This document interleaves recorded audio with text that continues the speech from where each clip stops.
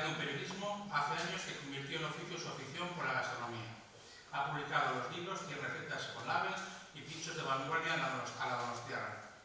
ambos con la editorial Tartala, así como la senda del pincho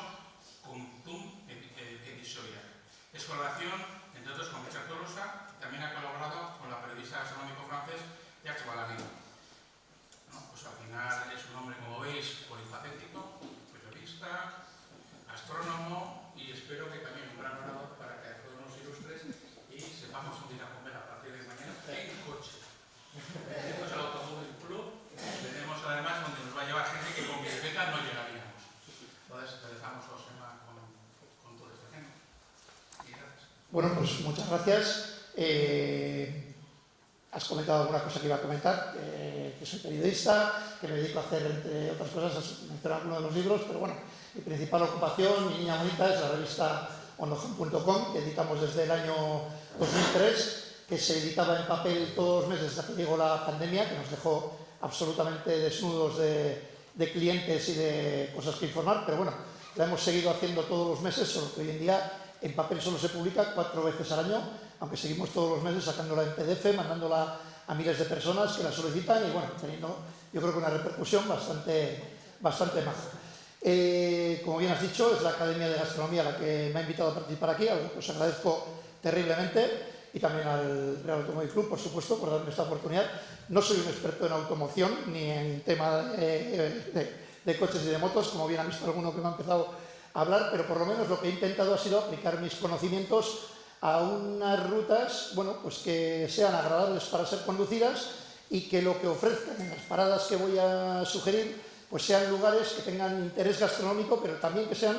bueno, curiosos, diferentes, importantes, que no sean los lugares a los que estamos acostumbrados en las guías habituales, aunque también se va a hablar de esas guías y de lugares que aparecen en las guías habituales también, cómo no. Respecto a mi trabajo, bueno, pues aparte de Ondojan, de la revista que aparece ahí, alguna de las portadas que hemos hecho en los últimos años,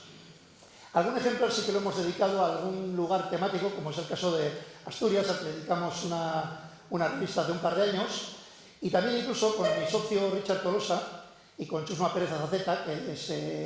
quien durante varios años realizó una revista muy interesante que se llamaba Euskal Herria, y también la revista El Mundo de los Pirineos. Pues con Chusma Pérez Azaceta también hicimos 2 libros de rutas y restaurantes, uno rutas y restaurantes con el canto de Guipúzcoa y otro rutas y restaurantes con el canto de Navarra. Lo que sucede es que no eran las rutas a las que estáis acostumbrados vosotros, sino que eran rutas montañeras que terminaban con el premio de un buen restaurante para reponer fuerzas y para, bueno, pues regalarse uno después de haber andado. Pero por lo menos sí que el tema de viajar, de movernos, nos gusta y es algo que también hacemos como editores. Pero como bien habéis dicho, mientras estábamos aquí esperando, si una guía tiene importancia en juntar el automovilismo, el turismo y la gastronomía, es la guía Michelin, que en 1900 fue quien, bueno, pues, se dio cuenta de que había esa necesidad de decir a los conductores a dónde tenían que acudir, y además tenía nuestra misma filosofía, puesto que era una guía que, como dice la portada, offert gracieusement au chauffeur, o como dice su contraportada en el primer ejemplar que sacaron en 1900, era una guía que se entregaba de manera gratuita. Es más, indicaba no solo que se entregaba gratuitamente, sino que no debía ser vendida. Es decir,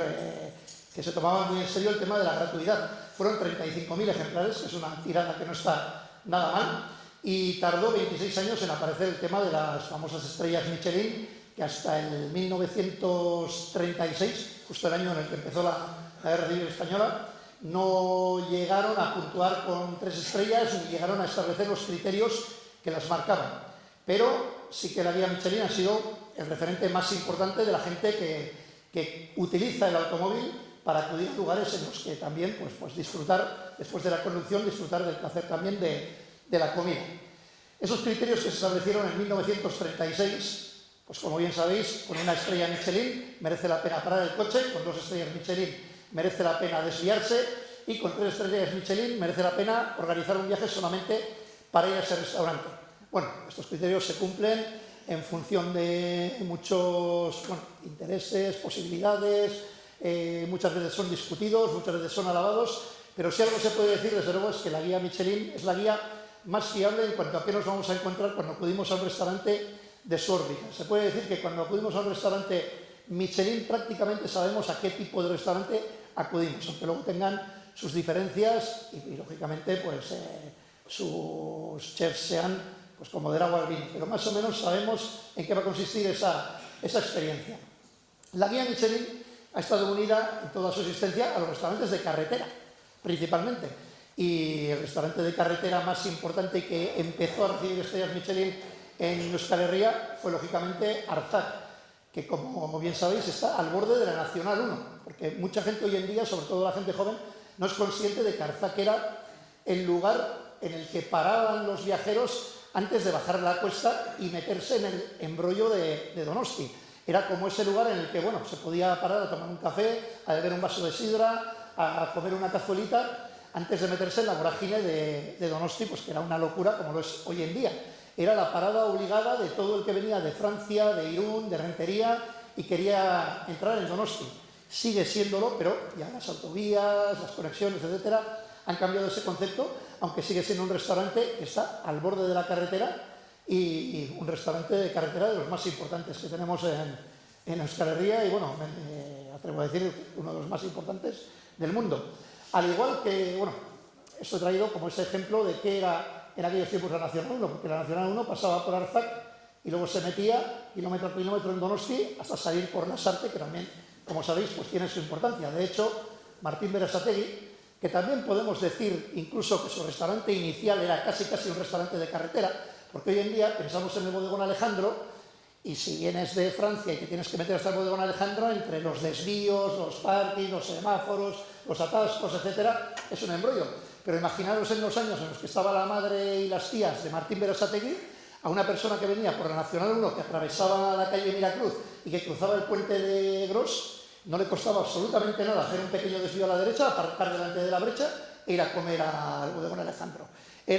Yo creo que le costaría menos que lo que cuesta hoy en día entrar en una gasolinera y aparcar el coche. Es decir, que prácticamente el restaurante de Martín Berasategui era casi un restaurante de carretera, el originario, el bodegón Alejandro, solo que en cuanto vio lo que estaba sucediendo, pues lo que hizo fue instalarse en Lasarte, muy inteligentemente, cerca de la empresa madre de la guía Michelin, y además sigue siendo un restaurante de carretera, porque como bien sabéis, salir de la autovía y plantarse delante del aparcamiento de Martín Berasategui no cuesta ni un minuto. Seguimos ante un concepto de ese restaurante pensado para que la gente pueda acudir en coche, para que los viajeros que van entre Madrid y París puedan entrar sin ningún problema hasta su parking, con una maniobra que, como digo, cuesta menos que lo que cuesta muchas veces el acceder a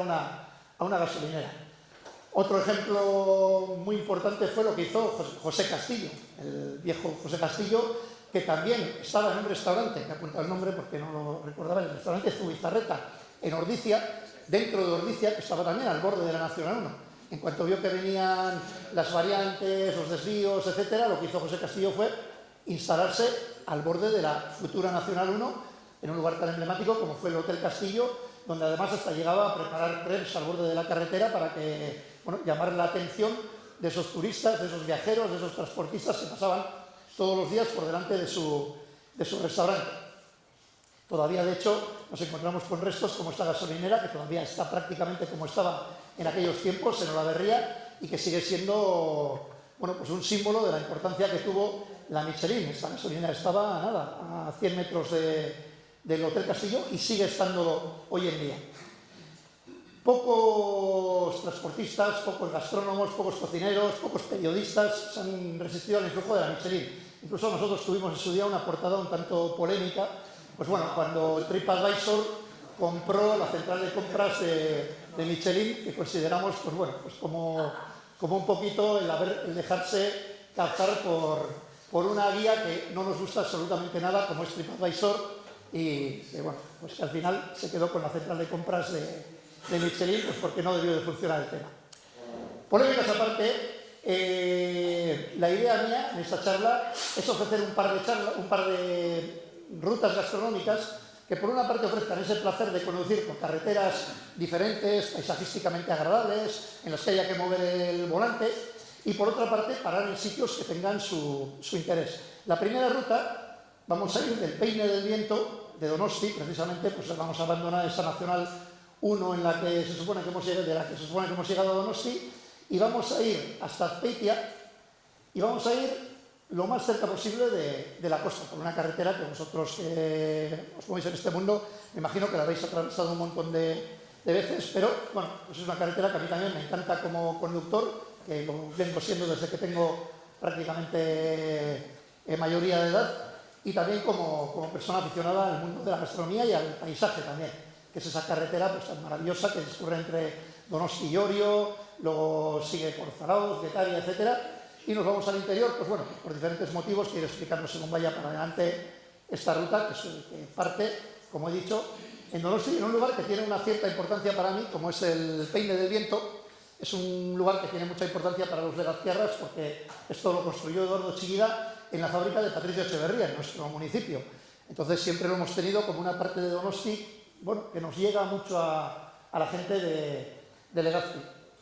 De ahí partimos y de ahí tendríamos dos posibilidades: subir directamente al Monte Igueldo por la carretera que pasa precisamente por delante de casa de Martín Berasategui, pero que creo que últimamente está cerrada. Sería un atajo, pero creo que la derecha, o lo más interesante gastronómicamente, es subir por el otro lado para encontrarnos con la primera parada, que es nada menos que el restaurante Recondo, también al borde de la carretera, también un lugar donde se llega a esa parte y se puede acceder al mismo, y donde Chomi Recondo pues cuenta con lo que podríamos considerar seguramente la mejor bodega de Europa o incluso la mejor bodega del mundo. Quienes habéis acudido a la bodega, quienes habéis bebido sus vinos, quienes habéis disfrutado de su hospitalidad, pues sabéis de qué estoy hablando y de que, bueno, pues sí que es un gran premio. El único problema es que, vamos, no hemos ni empezado la ruta y esto podría ser un motivo directamente para que decidiéramos dejar la ruta para otro día.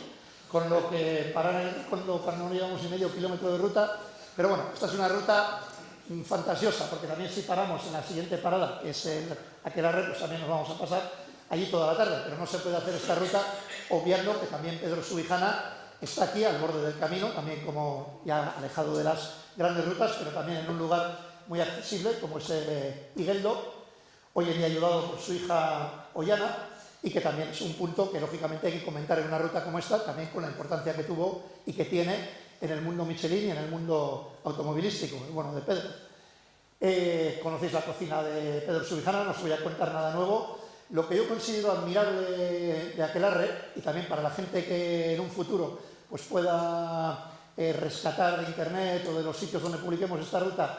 esta información, es que hoy en día pues no hay que ceñirse a un menú de 3 estrellas Michelin que no es accesible económicamente para todo el mundo para entrar en Aquelarre, sino desde que ha abierto el espacio Oteiza y esa maravillosa terraza que ofrece ahora sobre todo los días de buen tiempo, se puede decir que se ha democratizado el restaurante Aquelarre y que cualquiera puede acudir a su terraza, tomarse un gin tonic, tomarse un combinado, disfrutar de esas vistas y sin acceder a su gastronomía, por lo menos el pegarse la experiencia de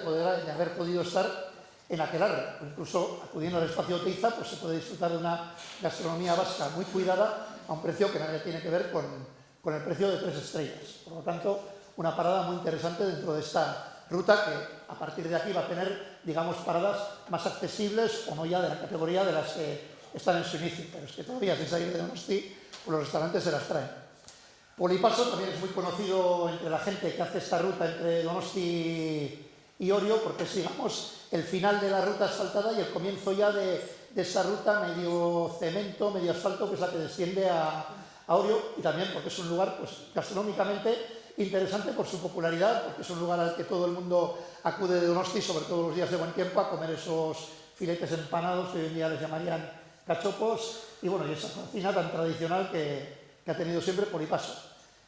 La carretera que discurre de Donosti a Orio pues es un placer para ser conducida. De hecho, esta ruta no es que me la haya inventado para esta charla, sino que es una ruta que yo he realizado con japoneses que han solido acudir a Donosti, que querían que les enseñara sitios de interés y también donde pudiera ofrecerles paradas gastronómicas. Y de hecho, hemos parado en esos lugares, pero no lógicamente a pegarnos una comida porque no hubiéramos podido realizar la ruta entera. Llegando a Orio, el sitio que yo siempre suelo poner como más emblemático de los que están en Orio no es tal vez el más conocido ni el que más éxito ha tenido, por ejemplo el Sisario ha sido un sitio pues, que igual ha tenido más seguimiento de público y de gente, pero donde empezó la leyenda del besugo al estilo de Orio fue en el bodegón José Mari, precisamente fue José Mari, el padre de Antonio Antoine, que ahora mismo el apellido Manterola, disculpadme porque encima los conozco perfectamente, pero hay veces que en estas ocasiones se me queda la mente en blanco. Antonio Manterola es hijo de José Mari, de quien inició el hecho de echar un besugo a la parrilla en los tiempos de abundancia de besugo, y su hijo Miquel sigue la tradición y por lo menos es un restaurante que se ha salvado pues, de la desaparición, como tantos restaurantes que no tienen una continuidad generacional. Por lo menos en el caso del bodegón José Mari tenemos esa continuidad de la mano de Miquel Manterola. Es un lugar entrañable donde se hace muy bien el besugo al ohorio, que es una técnica que mucha gente ha oído hablar de ella, pero que creo que la mayoría de gente no es capaz de decir exactamente qué es el besugo al ohorio, que es lo que estáis viendo aquí, que es un besugo a la parrilla sin utilizar precisamente la besuguera, que es en lo que cae mucha gente a la hora de hacer, generalmente fuera de ohorio, el besugo al ohorio, ya en la utilización de la besuguera, que ya de por sí echa al traste esa filosofía de ohorio, que es hacer el besugo tal cual, dándole la vuelta con un par de tenedores y pues utilizando únicamente el ojo para que no se queme y para que salga pues como suele salir, de una manera prácticamente perfecta. José Mari es esa persona que aparece en la imagen, al igual que aparece también en esta imagen uno de los elementos que nos va a acompañar a lo largo de esta ruta, que es el chacolí, lógicamente, porque esta ruta, aparte de la costa, aparte de unas paradas gastronómicas interesantísimas, también es la ruta del chacolí, del viñedo del chacolí, que empieza precisamente pasado Orio. Y así nos dirigimos de Orio a Zarautz y dejamos la carretera principal, nos metemos por Haya, que Haya llega hasta la costa. Hay un camino que sube de Haya a la Chacolindegui y Talaiberri. Es un pequeño camino que también me atrevo a decir que la mayoría de gente de Guipúzcoa no lo conoce y no conoce lo bonito que es este camino, que está bordeado de viñedos de Hondarribia y Zuri a los dos lados, que ya nada más empezar a andar por él nos encontramos con una pista que nos indica que es parte del Camino de Santiago, del Norte, con este campo al que le han llamado Jacue, y que nos lleva directamente, como veis está lleno de peregrinos, en este momento que está hecha la foto, pero que habitualmente encontramos ahí peregrinos, nos lleva directamente a la Chacolindegui Talaiberri, que es una Chacolindegui, como tantas otras, que puede ser visitada, que tiene sus tanques de inoxidable, que tiene su producción de chacolí, que hoy en día hace un vermut muy interesante, donde se ofrecen degustaciones, donde se ofrecen comidas, donde se hace incluso un chacolí tinto, pero que cuenta con esa maravillosa vista sobre sus propios viñedos y que nos muestran esa parte del recorrido que os digo, pues que es ese placer de poder conducir entre viñedos, que es algo que no se puede hacer en tantos lugares de Euskal Herria, aparte de Rioja Alavesa, porque la parte del chacolí pues, es una denominación tan pequeña que tiene pocos lugares tan bonitos pues, como este tramo de carretera o como el que veremos dentro de unas fotos en Getaria. Y también el premio de subir por esa carretera es que la bajada por el lado del camping hacia Zarautz pues también ofrece algunas de las mejores vistas que podemos encontrar en el litoral guipuzcoano, como estas vistas sobre la zona del Golf y sobre pues, toda la costa que va de Zarautz a Getaria. Zarautz no es un municipio que tenga una gran importancia gastronómica, siempre se le da más importancia a Orio, a Hondarribia, a Getaria, en la costa, o a otros municipios como Tolosa, en el interior, pero Zarautz tiene una serie de tesoros. Para empezar, lo primero que vamos a ver, nada más mirar a Zarautz, va a ser el skyline de Zarautz con la torre de Euromar, que fue donde se gestó en los años 70 la nueva cocina vasca. Es decir, que ya de por sí Zarautz esconde un tesoro pues, que no tienen otras localidades, que fue donde se formaron pues, todos estos señores que luego pues, la liaron parda, consiguieron la mayor cantidad de estrellas que se ha conseguido en Euskal Herria en la historia de nuestra gastronomía, y entre los cuales se encontraba, pues aquí en una esquinita y bastante disimulado, el señor Carlos Arguiñano, que sigue presente en Zarautz con su restaurante, aunque él no creo que pase mucha parte de su vida en tal localidad, es natural de Beasain, de todas formas, como bien sabéis, y ahí está el restaurante donde él por lo menos pues, está de vigilante en la puerta continuamente, lo que da pie a que la gente pues bueno, pues puede hacer las típicas chuflas, hacerse un selfie con Arguiñano, etc. Yo en Zarautz suelo recomendar una serie de restaurantes, pues como son el restaurante Gure Txokoa, guiado por José Mari Michelena, que está ahí presente en su habitáculo, cuidando a la clientela, que es un restaurante con un nivel, opino yo, de parrilla, de tratamiento del producto, de calidad del producto, que podría estar al mismo nivel que algunos de los protagonistas de los primeros puestos de algunas listas gastronómicas mundiales, pero que, bueno, por no tener los contactos adecuados o por no haberlos querido buscar, pues está en este restaurante con gran éxito de de público, manteniendo una gastronomía muy buena. Le veréis muchas veces en Aquí la Tierra y en diversos programas de televisión donde le entrevistan con cierta regularidad, pero es una persona que nunca ha querido estar demasiado presente en los papeles ni demasiado presente en los mentideros gastronómicos, sino que más bien ha apostado por su restaurante, por estar en su parrilla, por cuidar su producto y por hacer una gastronomía pues que solo hay que mirar las imágenes para ver lo cuidado de la misma y del género que trabaja. Enfrente justo del Gurechocoa, en un plano más modesto y más accesible, está el asador Telesforo, que viene a ser, digamos, pues la versión popular de un asador como es el José Marí, pero más accesible económicamente, más sencillo a nivel de carta, pero también pues muy respetable en cuanto a producto, en cuanto a género y en cuanto a ejecución, al igual que un clásico como es el Ocharreta, que bueno, pues que hay quien lo tacha de anticuado, pero yo opino que sigue siendo uno de esos maravillosos restaurantes que mantiene una factura clásica, un buen trato con la clientela, un sabor familiar que se está perdiendo en la mayoría de restaurantes y que aquí al menos se conserva. Y Zarautz también algo que tiene es una ciudad con un gran ambiente, con una importancia gastronómica que ha hecho que su propio ayuntamiento cuide el mercado y por lo menos lo mantenga. No es el sabor de los mercados de antaño, pero por lo menos hay un mercado que está abierto todos los días y con productos locales. Y hay un ambiente en las calles de Zarautz que por lo menos, pues como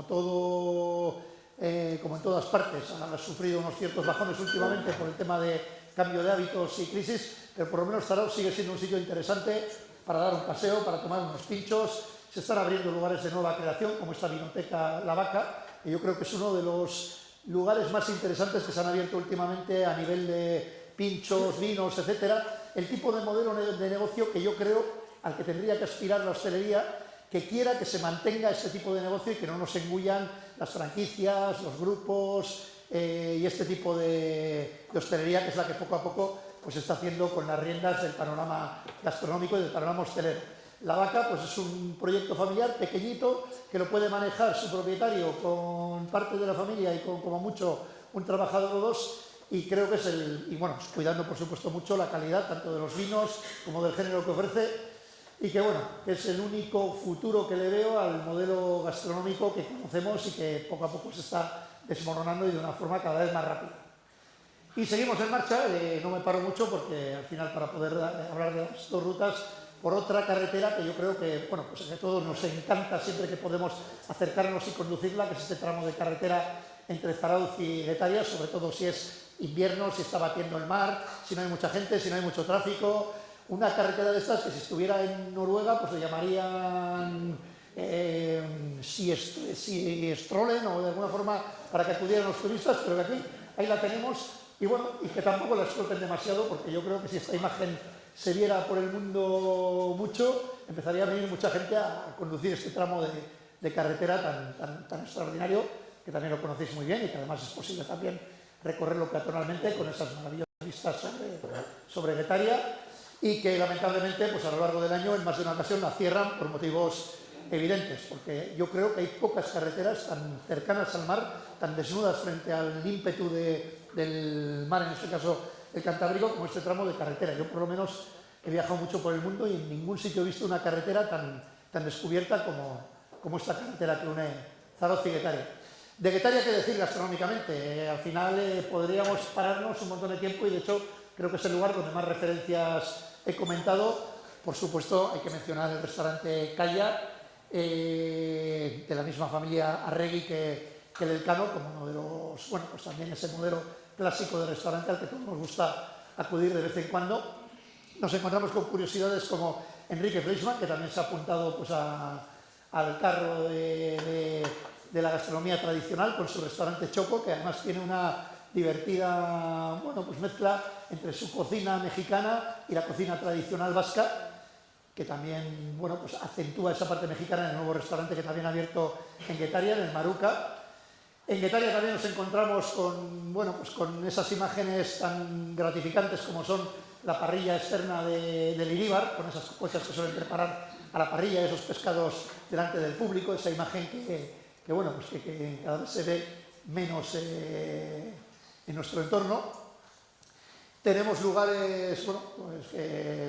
que cuidan el producto y que lo venden al público, como Salanor, que también cuenta con su propia factoría, donde podemos visitarla y ver cómo elaboran sus anchoas, cómo trabajan el pulpo, que se ha convertido, a pesar de no ser de la zona y no ser un producto local, pues uno de sus caballos de batalla y lo que, digamos, le ha podido dar alas para poder seguir con sus productos. Y encontramos también lugares entrañables como el Politena, que es, digamos,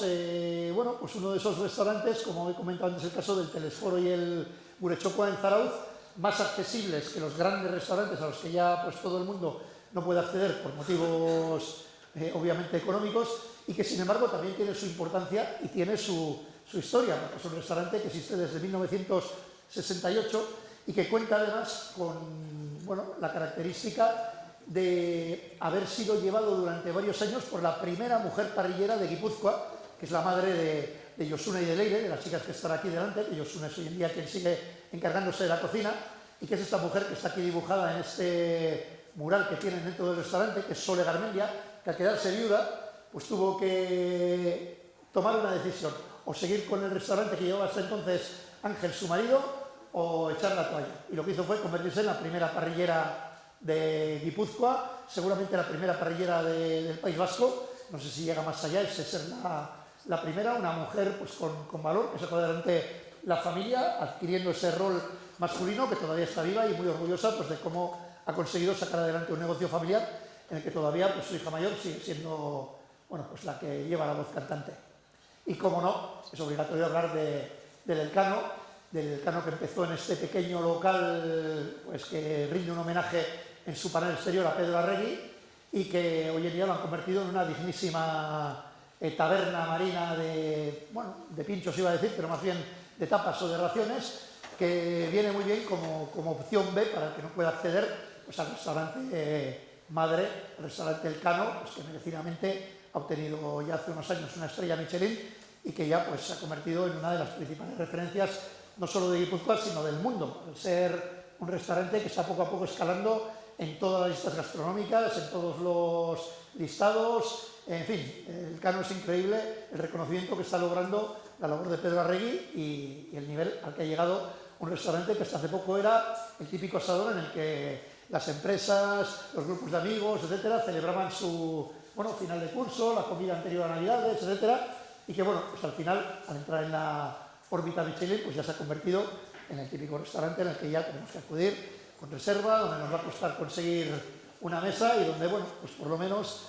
los reconocimientos tienen esa parte que nos aleja un poquito de lo que es la base de lo que fue este restaurante, pero que han conseguido con la apertura del Carlo Chiqui que por lo menos se mantenga ese nexo de unión de la familia Arregui y del Elcano con la gastronomía popular y con su pueblo. No nos podemos ir de Guetaria, desde luego, sin conducir un tramo de 2,5 kilómetros, el que nos lleva al Alto de Gárate, que me imagino que vosotros, como aficionados al automovilismo, lo habréis conocido, pero que me atrevo de nuevo a decir que la mayoría de gente de Guipúzcoa no ha recorrido estos kilómetros, que son los que precisamente dan sentido a la denominación de origen Chacolí de Guetaria, Guetaria-Cochacoliña, y que es un auténtico espectáculo. Estas fotos, de hecho, están sacadas desde el coche, sin parar el coche,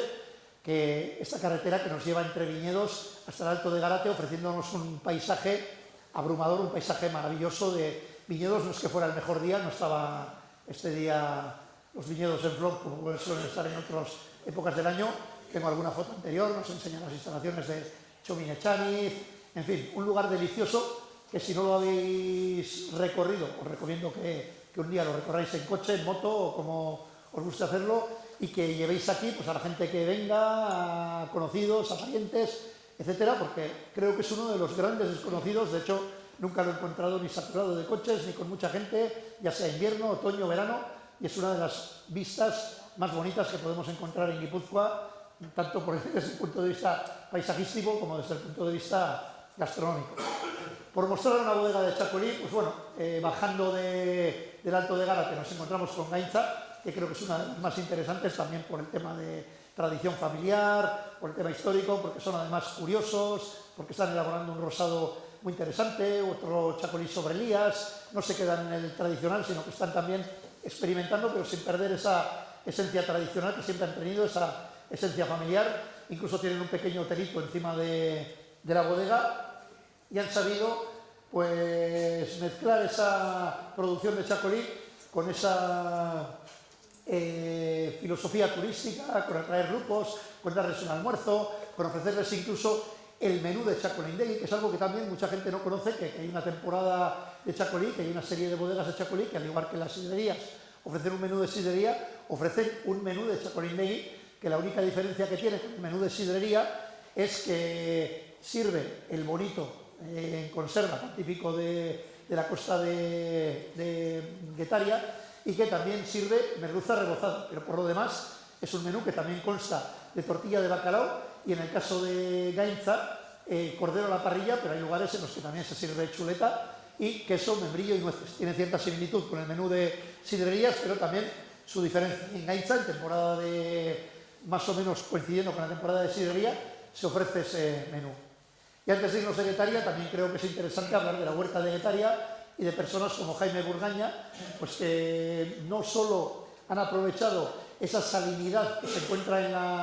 en la tierra de Guetaria, que la tierra de Guetaria yo suelo decir que es como un bizcocho borracho, que durante siglos ha recibido el ímpetu del Cantábrico y que eso ha hecho que tenga una salinidad, que los tomates, las lechugas, los productos que da esta tierra tengan un sabor diferente, más ácido, más intenso. Y lo que hizo Jaime Burgaña pues, fue descubrir el guisante de lágrimas, más que descubrirlo, potenciar su utilización en alta gastronomía, sobre todo gracias a Martín Berasategui, con quien tuvo una gran unión en sus primeros años, pero que poco a poco ha ido diversificando su oferta y hoy en día, aparte de estos guisantes, pues ofrece sus famosas vainas, pétalos de habas, etcétera. Pues bueno, una persona que también se ha movido mucho en el ámbito de la alta gastronomía, pero también en el ámbito de los asadores, de los restaurantes tradicionales, etcétera, y que bueno, nos ha proporcionado muchos productos que hoy en día son habituales no solo en los restaurantes, sino incluso en nuestras cocinas de casa. Y seguimos conduciendo por esa maravillosa carretera, llegando a Zumaya, que Zumaya tampoco es la típica localidad a la que se le da una gran importancia gastronómica, pero que como todo lo que tenemos en el litoral, como todo lo que tenemos en Euskal Herria, esconde bueno, pues diferentes tesoros, algunos más nuevos que otros. El último que ha abierto y que, bueno, que está peleando para ver si llega a esta categoría de estos restaurantes Michelin con los que nos hemos encontrado, pero que, bueno, que no es el mejor momento para abrir un restaurante, es Andoni Chinchilla. Andoni Chinchilla es un cocinero que llevó durante muchos años el hogar del jubilado de Zumaya, que está experimentando, bueno, pues en un estilo como lo hace a Poniente, pero en una proporción más, bueno, pequeña, podríamos decir, con los recortes, con las especies que habitualmente no son ofrecidas en los restaurantes, con preparaciones atrevidas, con una gastronomía diferente, con un huerto propio, con embutidos que hace con pescado, con pulpo, etcétera, imitando a los embutidos de carne normales, con un concepto, bueno, un restaurante delicioso, un lugar muy bonito en el alto de... No me va a salir el nombre del alto donde se encuentra, pero se encuentra justo antes de llegar a Zumaya. Si tiráramos para la izquierda, pues nos encontraremos con este restaurante que cuenta también con un huerto propio, que cuenta también con esa verdura con la que bueno, pues abastece su cocina. Un concepto interesante que bueno, pues pienso que hay que apoyar este tipo de atrevimiento gastronómico, al igual que hay que apoyar a la gente joven, como bueno, el caso de Julia Aparicio y de Cristian González, una colombiana y un canario que se han asentado en Zumaya, concretamente en el restaurante Baibidea, en el Batzoki de Zumaya, y que sin embargo están practicando una cocina tradicional vasca impecable, con pescados, con carnes a la parrilla, con un trato a la clientela espectacular, y bueno, pues poquito a poco, en un emplazamiento por el que no apostaba mucha gente, se están convirtiendo en una referencia, y me atrevería a decir, en una referencia de la cocina vasca y del producto y de lo que es llevar un restaurante pues como se tiene que llevar. Al igual que bueno, jóvenes promesas como el bar Chopa, que también bueno, pues, en el centro de Zumaya está intentando por lo menos hacer un bar de pinchos, vinos, etcétera, saliéndose un poquito de lo que nos estamos encontrando habitualmente en los últimos restaurantes que abren, que se limitan a la hamburguesa, a 4 cosas convencionales. Pues bueno, hay gente que está intentando por lo menos hacer las cosas de manera diferente. Pero si en algo destaca gastronómicamente Zumaya es en el tema del pulpo, algo que se ha perdido con el paso de los años, pero que todavía sigue siendo una seña de identidad de esta localidad. El pulpo del que obtuvo una gran economía en los siglos anteriores, pero que precisamente fue prohibido por el turismo. La llegada de turistas a Zumaya hizo que el ayuntamiento prohibiera, a principios, no sé si es a finales del siglo XIX o a principios del siglo XX, que los pulpos fueran secados en el exterior de las viviendas, en las chabolas, etcétera, porque el aroma a pulpo pudriéndose impregnaba de tal manera la villa que los turistas que venían a tomar los baños se sentían incómodos. Es decir, que fue una víctima del turismo el pulpo tomado a la manera de Zumaya, pero todavía hoy en día se utiliza como atracción turística, se organizan excursiones para explicar cómo funcionaba el tema del pulpo, dónde se pescaba. Se termina con una pequeña degustación de pulpo, pero no de pulpo como se hacía en aquellos tiempos, sino una degustación de pulpo de una forma más convencional en el Bar Idoia, que es otra de las referencias interesantes que hay para tomar un vino, para tomar un pincho en Zumaya. Y sin embargo hay un bar, el Bar Atari, que no sé si lo conocéis, el Bar Atari, que sigue todavía ofreciendo todos los días del año lo que es la olagarro zopo, la sopa de pulpo, que parece un café con leche, pero que es la famosa sopa de pulpo, que es algo, bueno, pues no es tampoco para paladares muy finolis, porque es una sopa muy fuerte, tanto a nivel olfativo como a nivel sápido, pero un producto que bueno, que los que les pueda gustar la sopa de ajo, los sabores fuertes, les va a encantar y que por lo menos lo siguen preservando, yo creo que con mucho valor y con un punto de osadía en este restaurante, en el Bar Atari de Zumaya, donde también se ofrecen unas croquetas de pulpo que también tienen su cosa, que ahí se ven como unas croquetas inocentes, pero son unas croquetas con una contundencia y con una intensidad de sabor como pocos productos. Si ya pedimos el completo, sopa de pulpo y croquetas, pues bueno, que no tengamos ese día que besar a nadie o que no tengamos una cita íntima, porque puede que sea un auténtico fracaso. Atari, como os comento, está abierto todos los días y el pulpo, pues bueno, está unido a esta playa de Itsuru, que tan famosa nos la ha hecho las series americanas, concretamente Juego de Tronos, y que es este enclave donde en su día pues le hacían aquellas trampas al pulpo para engañarle, para capturarlo prácticamente uno a uno con la mano, aquí en el famoso Flish, que une esta localidad con Deva. Y seguimos en carretera, otro restaurante de los que, como me comentaba antes Juan Mari Mañero, de esos que da gusto, que podéis llegar con el coche, aparcar y directamente comer en él, como es el Bedua, otra joya gastronómica de Zumaya, que bueno, pues que por lo menos aquí está en marcha y que veremos si todavía dura, si tiene continuidad, que de momento parece que la va a tener. Este restaurante, pues que poco tengo que deciros del Bedua, que no sepáis, buen producto, buena parrilla. Esa curiosidad de la tortilla de patata que quería introducir en la fotografía y que no he conseguido. Yo mismo tenía fotografías de su famosa tortilla de patatas, pero no he podido encontrarla. Como sabéis, es uno de los pocos asadores de esta categoría que incluye entre sus platos una tortilla de patatas. ¿No? Es una tortilla de patatas, bueno, se podría decir que liquidita, con cierta similitud a la que daban en el casino de Lesaca, pero manteniendo las distancias, y por lo demás la típica oferta tradicional de asador, solo que de una calidad superior, acompañada también de una gran oferta de vinos. Y cerca, camino Cestoa, porque ya entramos en el interior, ya vamos acercándonos a Azpeitia, nos encontramos con el restaurante Araneta, de Joseba Odriozola. Es un restaurante que suelo mencionar también por la curiosidad de que, bueno, no es un asador más, en mi opinión. Si solo miráramos el aspecto gastronómico, tiene una gran parrilla, un buen género, producto de la calidad que pueden tener otros asadores, pero lo que destaca Joseba es que lo que yo llamo un self-made man, un hombre hecho a sí mismo. Aparte de su juventud,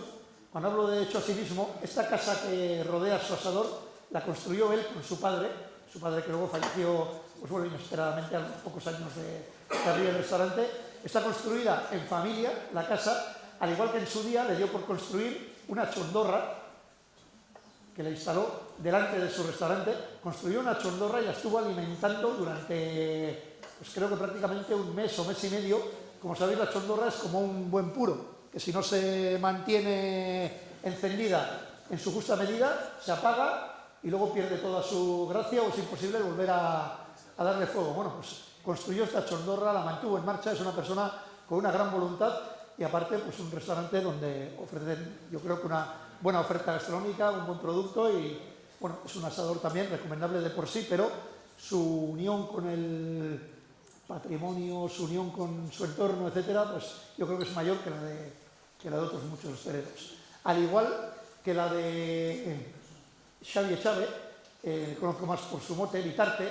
que en el pleno Cestoa, en el centro de Cestoa, cuenta con una vinoteca que no encontramos habitualmente en muchas ciudades de gran envergadura. En Cestoa tenemos la vinoteca Layak, donde tiene pues, toda esa variedad que veis aquí, no solo de vinos, sino de conservas, productos gourmet, etcétera, legumbres ecológicas, en un enclave como Cestoa, que no estoy seguro de cuántos habitantes tiene, pero que creo que no llegará a 3.000 habitantes.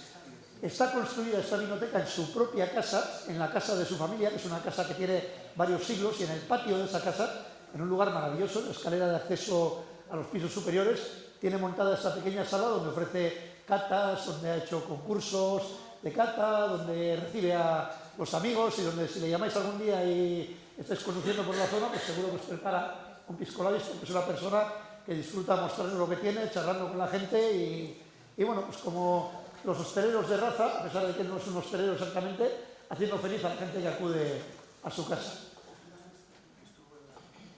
Y ya terminamos llegando a Azpeitia, bueno, un pueblo al que le tengo también una especial querencia, porque coincide con mi apellido, que has dicho que coincido contigo en el año 69, Azpeitia coincide conmigo en apellido. Antes de terminar en Loyola, que es algo con lo que ya coincido plenamente, como os explicaré cuando lleguemos, paro en el barrio Landeta, también es un lugar muy accesible con el automóvil, porque está también al borde de la carretera, y en Landeta, en el cruce de la carretera de Azpeitia con la carretera que nos lleva a Regil, a Tolosa, al Víztur, etc., nos encontramos con el Mendizábal, donde Martín Mendizábal,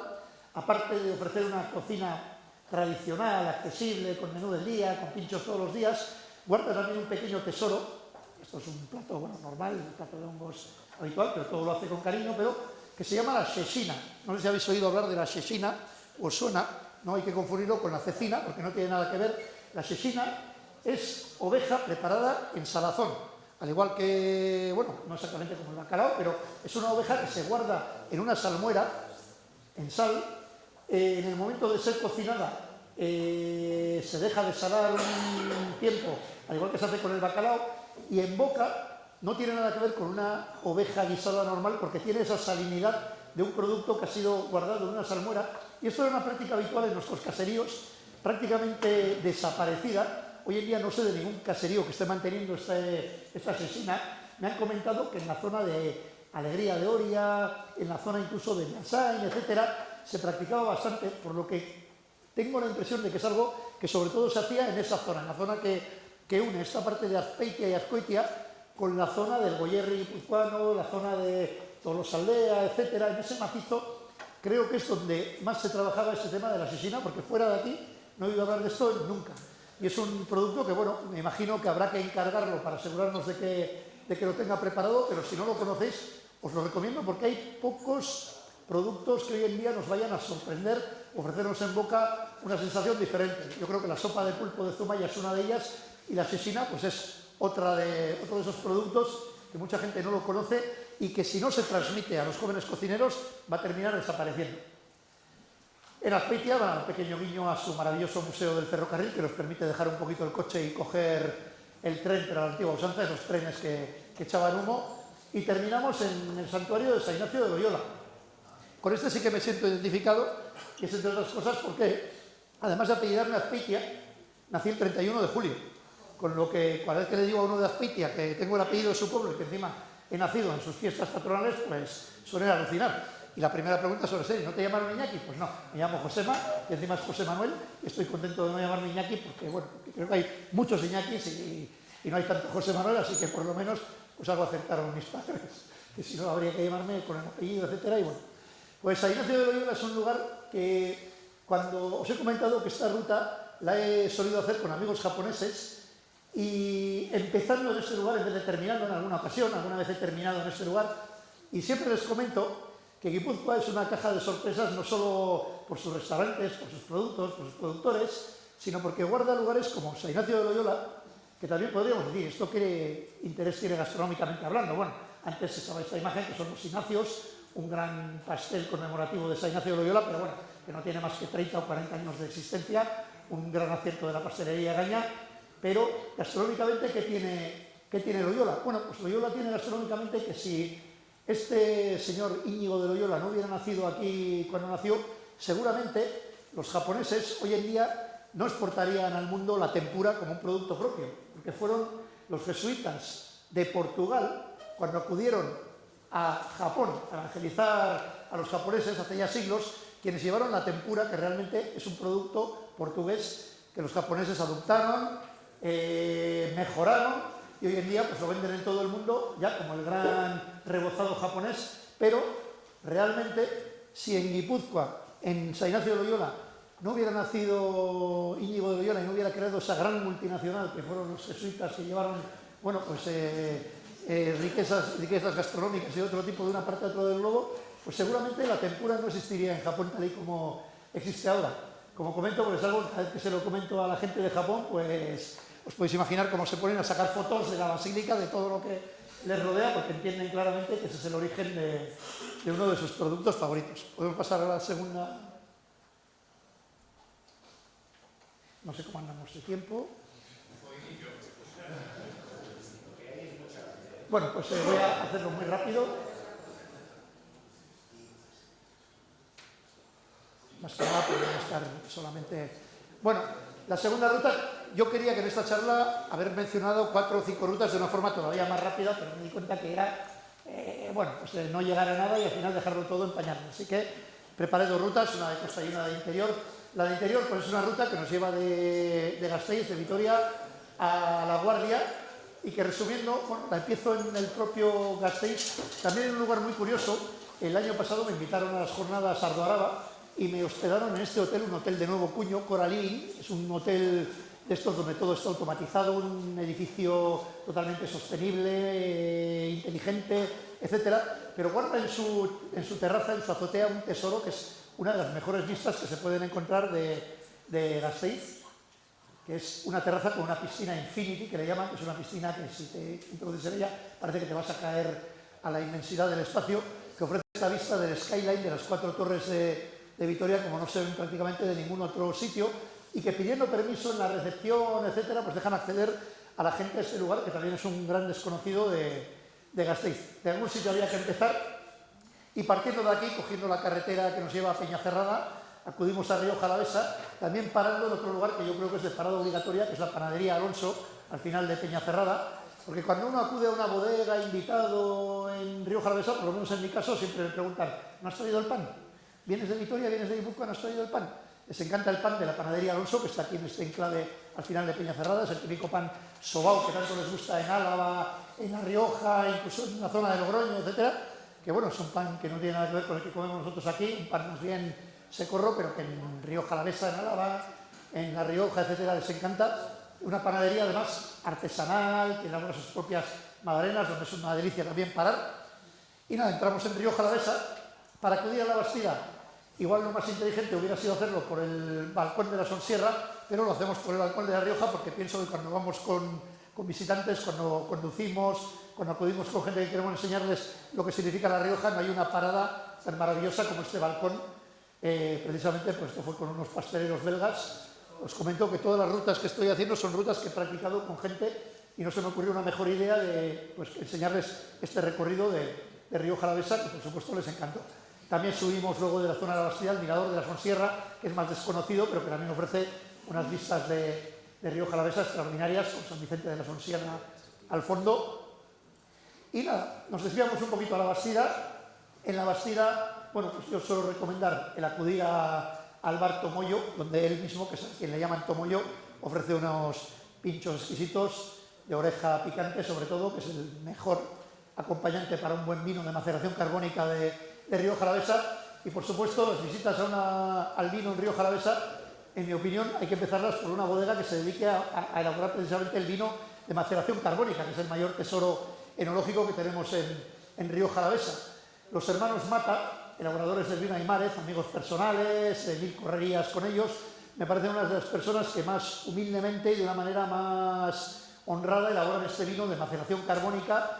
siguiendo los pasos de su abuelo. Además, es un caso muy curioso. En la crisis del 2008 trabajaban en Fagor y decidieron dejar el trabajo, volver a los orígenes, volver al trabajo que hacía su abuelo, las 3 o 4 hectáreas de terreno que disponía el abuelo y que vendía a bodegas como Remeyuri, etcétera. O sea, es decir, un vino muy apreciado por los bodegueros de la zona, dedicarse a embotellarlo ellos, hacerlo en maceración carbónica, en esos depósitos de hormigón, y con su vino del año pues están haciendo una auténtica revolución, consiguiendo que en un montón de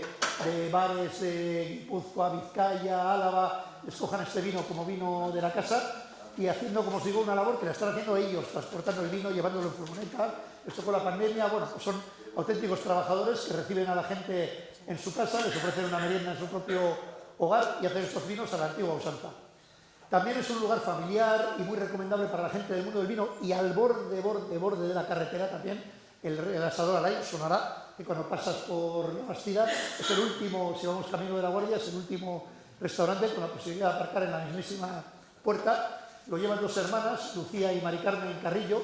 que también siguen el legado de su padre, que falleció también prematuramente, que era una persona enamorada del mundo del vino y de la gastronomía, y lo que hacen es ofrecer una gastronomía muy popular con Edu, con un cocinero de Miranda de Ebro, que lleva con ellas un montón de años, cocina eminentemente riojana, una apuesta clarísima por los vinos de Rioja Alavesa, un comedor tradicional, cocina típica riojana, y un amor por el vino y por la gastronomía popular, pues como encontramos en muy pocos lugares, con las pochas, con las patatas a la riojana, con los platos habituales de esa gastronomía que, como he comentado, a veces parezco un disco rayado, se van perdiendo cada vez más. Además, no solo se limitan a tener este restaurante Alay, sino que también al borde de la carretera, en el mismo La Bastida, tienen una vinoteca, la Vinoteca Landa, donde también pues, venden vinos de diferentes bodegas, habitualmente de Rioja Alavesa, pero también de Rioja Alta, de Rioja Oriental y de todo el panorama riojano. Es decir, una familia, unas hermanas, pues que son, aparte de ser un encanto como hosteleras y como personas, pues son un bastión del mundo del vino local. Por supuesto hay que parar en Ostatu, también al borde de la carretera. En Ostatu nos encontramos con un wine bar de lo más interesante y con una bodega también, como también me imagino que la conocéis, llevada por Gonzalo Jesús, bueno, es parte ahora el apellido, pero lo conocéis, quien fuera en su día consejero de Agricultura del Gobierno Vasco, y que estaba haciendo también una gran labor en el mundo del vino, como la familia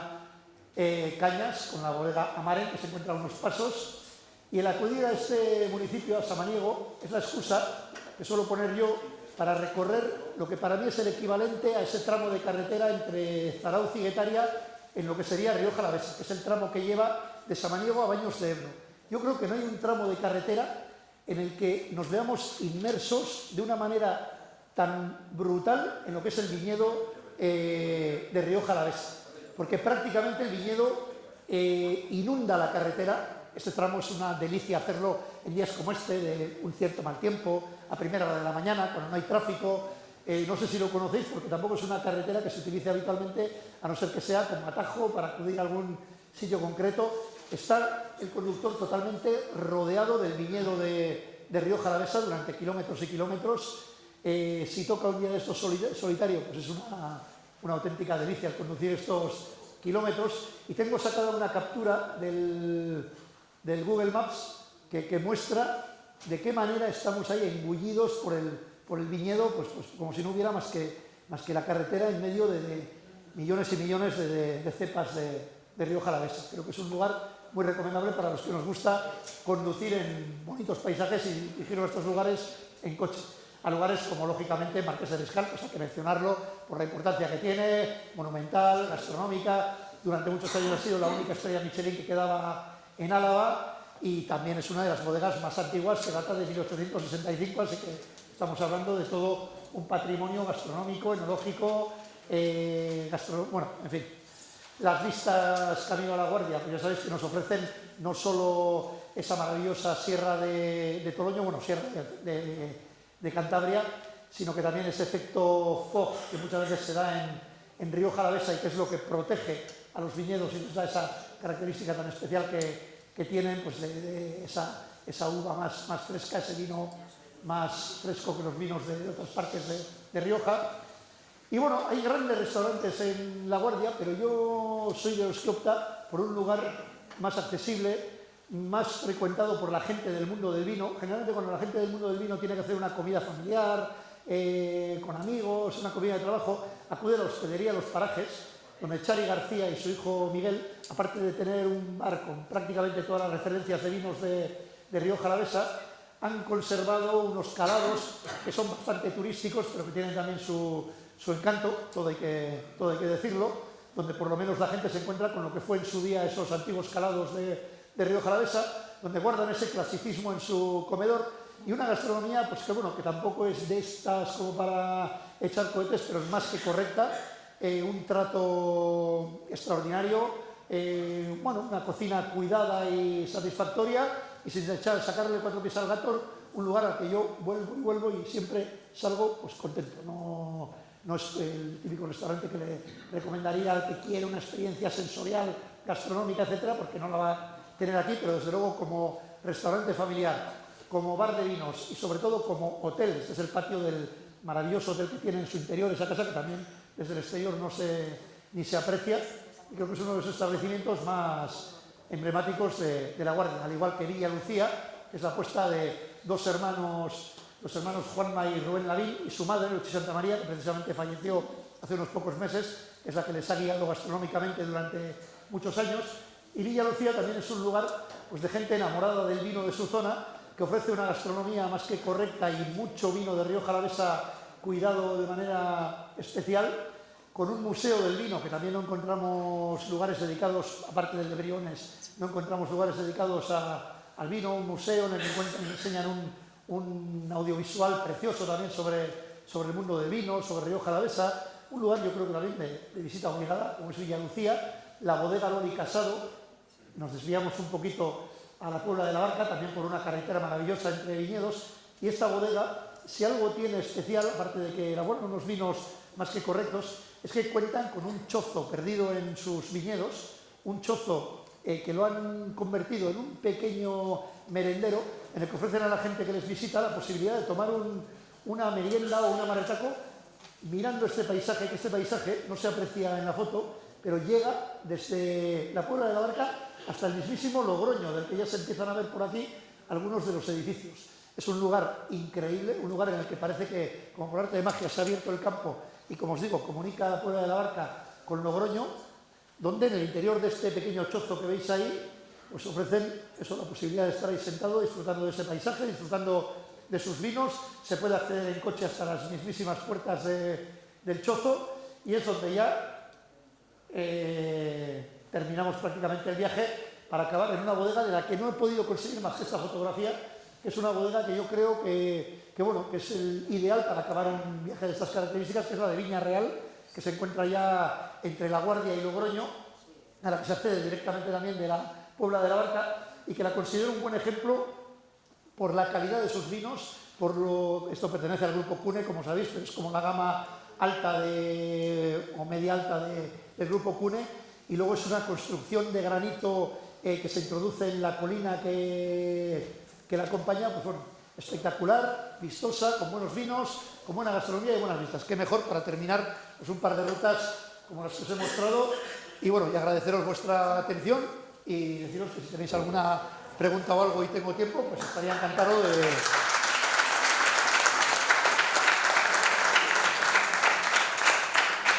Y también deciros que los viernes publico una sección que se llama Gastroleku en el periódico diario de Noticias de Guipúzcoa. Aquí en Vizcaya pues no tenéis acceso al mismo, pero sí en su página web. Mañana va a ser publicado un resumen de la primera ruta, más o menos con breves pinceladas, mencionando por supuesto a la Academia de Gastronomía, mencionando al Real Automóvil Club. A esta charla aparecerá un pequeño resumen visual y escrito de lo que es la primera charla, y el viernes que viene de la segunda charla. O sea que esto tendrá una pequeña continuidad, que espero que os guste.